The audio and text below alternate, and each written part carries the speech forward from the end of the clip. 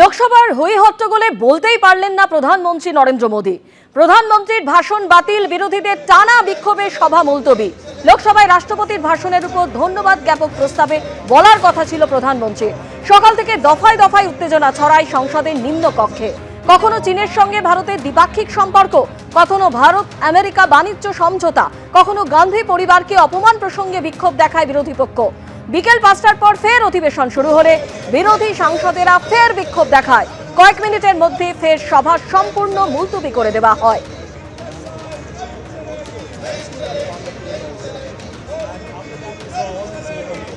लेकिन जो है ये हो रहा था कि विपक्ष काफी हंगामा करा सदन अरे पहले फेस करो ना विपक्ष के। देश का गणतंत्र को जो टूट दिया है उसका के देश का विपक्ष का फेस करना होगा ना। খিদিরপুরে বাধা, বিক্ষোভের মুখে হুমায়ুন কবির। তৃণমূলের বিরুদ্ধে বাধা দেবার অভিযোগ হুমায়ুনের। খিদিরপুরে হুমায়ুন কবিরকে দেওয়া হলো গো ব্যাক স্লোগান।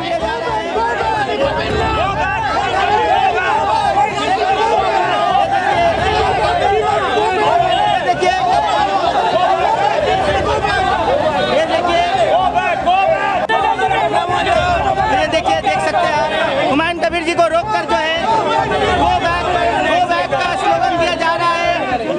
ये देखिए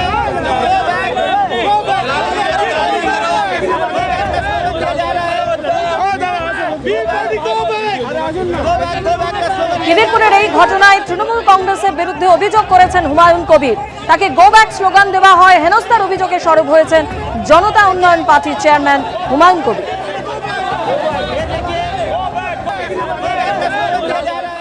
চাপতে যাচ্ছিলাম তখন একদিকে যেখানে খাওয়া দাওয়া করেছে ওটা ৭৭ নম্বর কাউন্সিলরের ওয়ার্ড, ওখানে মমতা ব্যানার্জির বিধানসভায় পড়ে।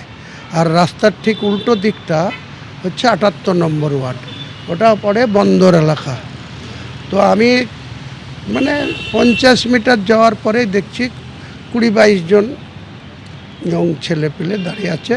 আমাকে দেখেই তারা স্লোগান দিতে শুরু করে। আমি যখন গাড়িতে চাপতে যাই তারা গাড়ি ঘিরে ধরে প্রায় আমাকে মারতে উদ্যত করে এবং এখানে রাজনীতি করবেন না, এখানে এই আমি কোথায় রাজনীতি করেছি? এখানে আমি এসছি, কারো বাড়ি আসতে পারি না, তোমার অনুমতি নিতে হবে এইসব। ওই তো শাহবাজ বলে একজন আছে, তার নেতৃত্বে প্রায় 25 জন ছিল। ববি হাকিমেরই তো গুন্ডা এরা।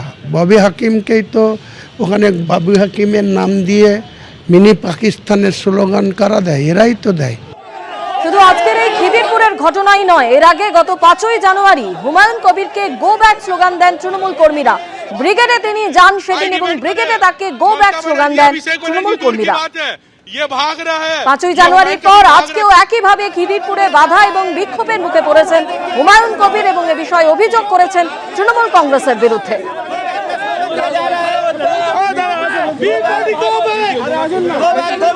কোনো হিংসাকে আমার দল সাপোর্ট করে না এবং এক্ষেত্রে হুমায়ুন কবির তো অনেক সময় এমন উত্তেজিত কথাবার্তা বলেন তাতে সার্বিকভাবে বাংলার একটা ইমেজ এবং বাংলার যারা মুসলমান সমাজের মানুষ তাদের ইমেজ ক্ষতিগ্রস্ত হচ্ছে। তার জন্য সাধারণ মুসলমান সমাজ, বাংলার মুসলমান সমাজ তার প্রতি ক্ষিপ্ত।